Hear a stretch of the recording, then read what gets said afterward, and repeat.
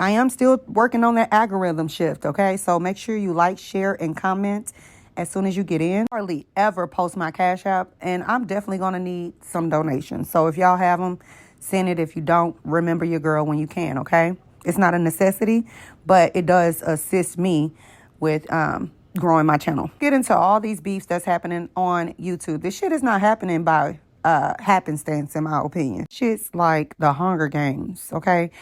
Now, I know personally, my channel isn't as big as my TikTok, where I got 30K followers. My channel isn't as big as my Facebook, that has 46K. If you are following me on Facebook and not engaging with my posts, unfollow me. The fuck? I know if I post as often as I should, jump on trending topics as I can, I will be up there. I just choose not to. I like the slow climb. Being said, do y'all know how many content creators I reached out to that never responded? I never took it personally.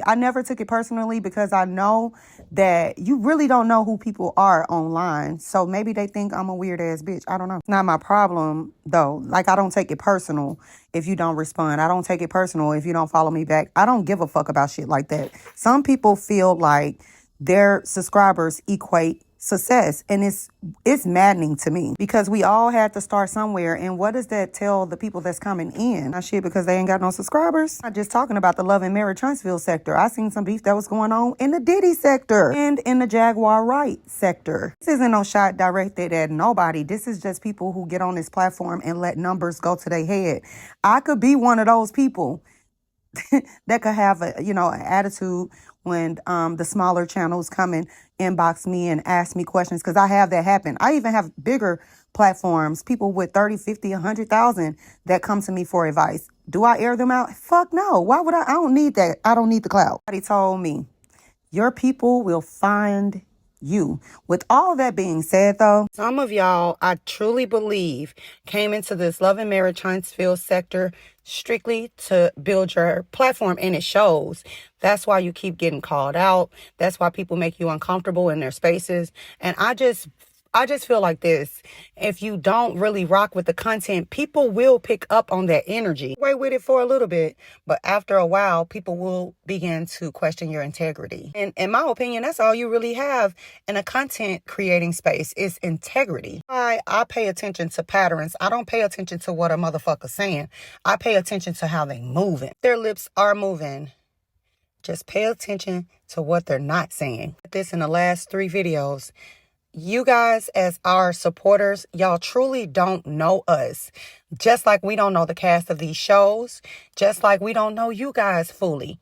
But I think some, not all, because I know some people are smart enough to decipher between content creating and having to entertain versus the personality and what they're having to do to grab the attention of subscribers. I think y'all are smart enough to understand marketing. Not gonna shit on y'all like that, but some people develop a parasocial relationship with others, or they get into the content creating space, whether it's on TikTok, YouTube, Facebook, wherever, and they begin competing with each other. Baby, the only person that I'm competing with is my damn self. I say I want to see everybody make it. I be meaning that. Like, seriously.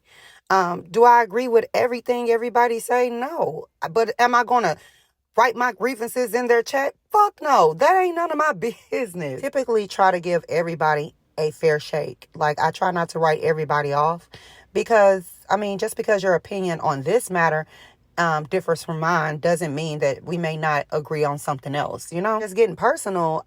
Over the past year and a half, I've been cutting off family members.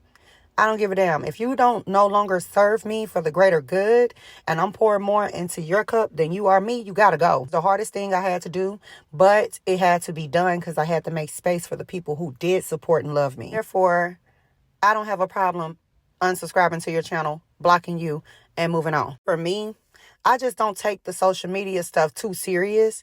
I try not to. I'm not going to say all the time that I don't get in my feelings. Don't get it wrong. But I try not to take collaborating serious. Like, it was one content creator I wanted to collab with. She was a smaller channel, so it was an opportunity for her to grow. Really wasn't benefiting much, to be quite honest with you. I just appreciated her style of content. Just thought genuinely that we could go live and bounce ideas off of each other, because on YouTube, for some reason, I'm not able to, I'm not able to, what is it called? Retain an audience as I would over on TikTok, where I would have 1.2 thousand, 600, 800 people up in there. You know, over here, I only have 4 to 10. So maybe that's what I would benefit, like being able to retain a crowd. So there you have it. It wasn't the intention. You see how I had to think that through? But that wasn't my intention. I truly, truly respect her as a content creator. She rejected my ass.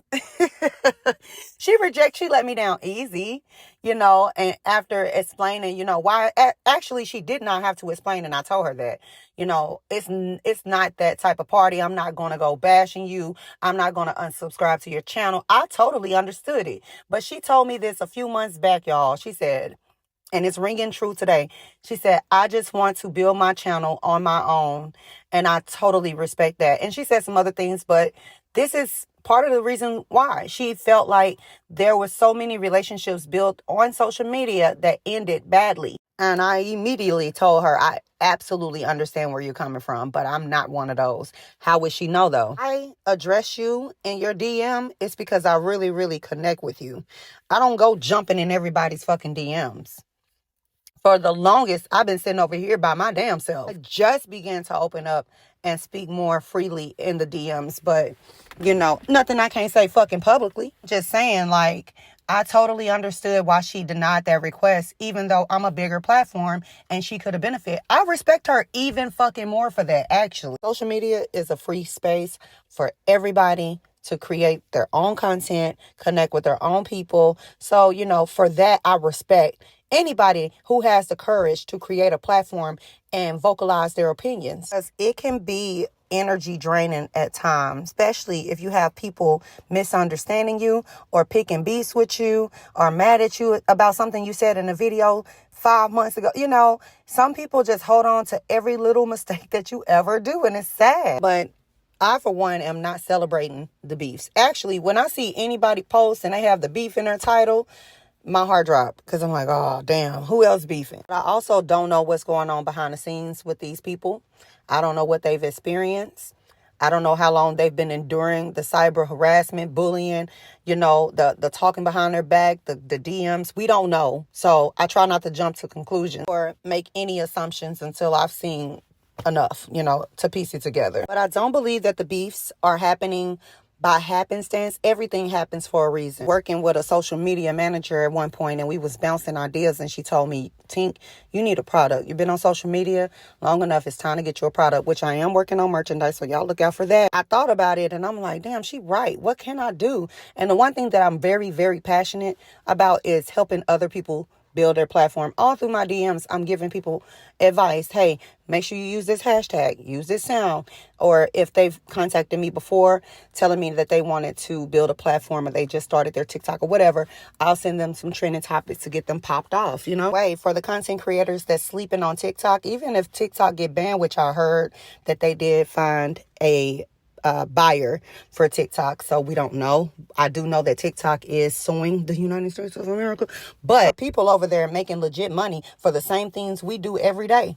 Talk. They're making money from TikTok, their content, and they're making money selling products and their marketplace. So TikTok give you 2 accounts: one for your products, for you promoting on the TikTok shop, and then they have and you can withdraw daily on that motherfucker. Okay, you know, woman that had she had anywhere between $10,000 to $20,000. Didn't know it at first, and she started withdrawing $600 to $800 a day, and that was from promoting products.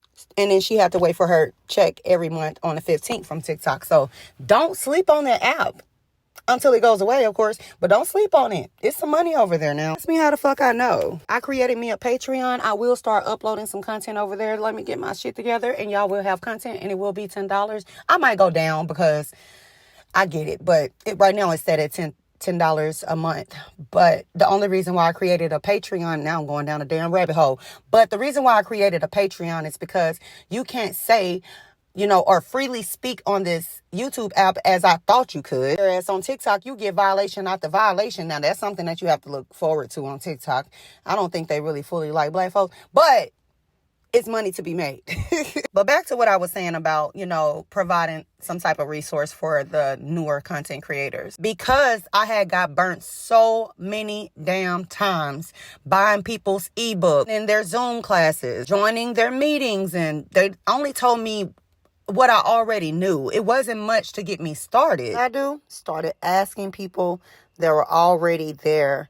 And I can say Voodoo Doll TV was the only person that took the time out to really detail her emails. And she didn't write me once. She kept writing me to give me advice. Not even on the Love and Marriage Huntsville side. She talked about Christian rock, which I just caught her live today, and hip hop and things of that nature. So I do appreciate her reaching back out. But do I respect her more than the other content creators that didn't? No, because I understand that certain people on here they come with an agenda, and you don't know if they're going to wrap you into some mess. You really don't know that until the relationship is built. Said all that to say this: I'm not going to let these beefs stop me from building relationships with other people, because I can't talk to my husband about what's going on social media. He have no fucking idea.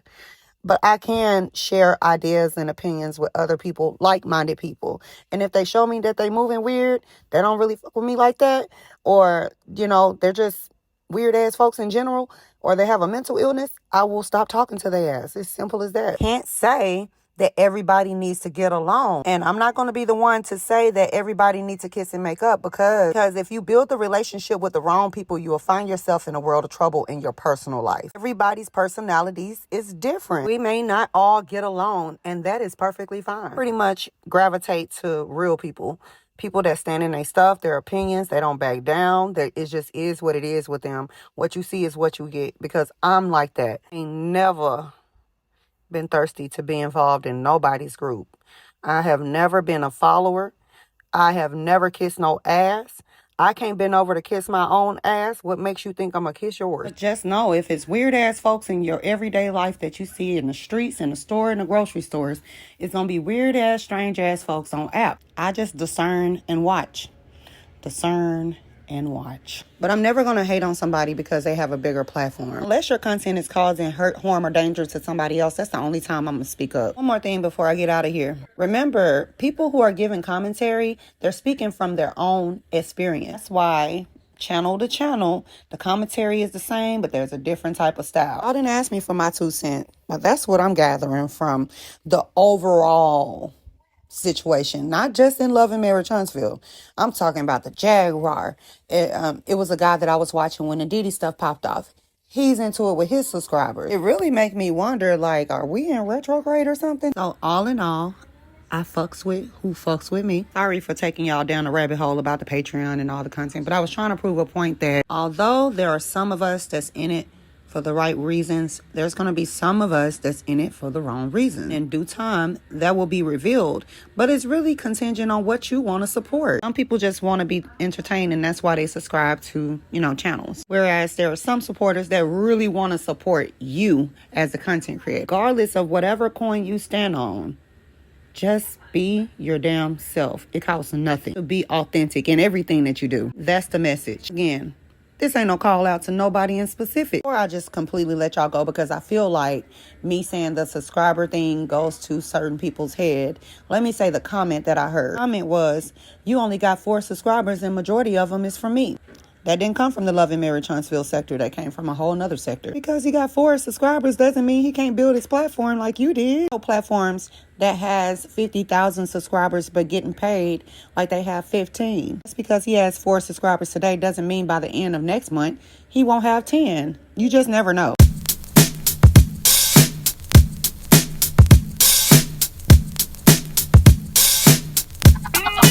Warning.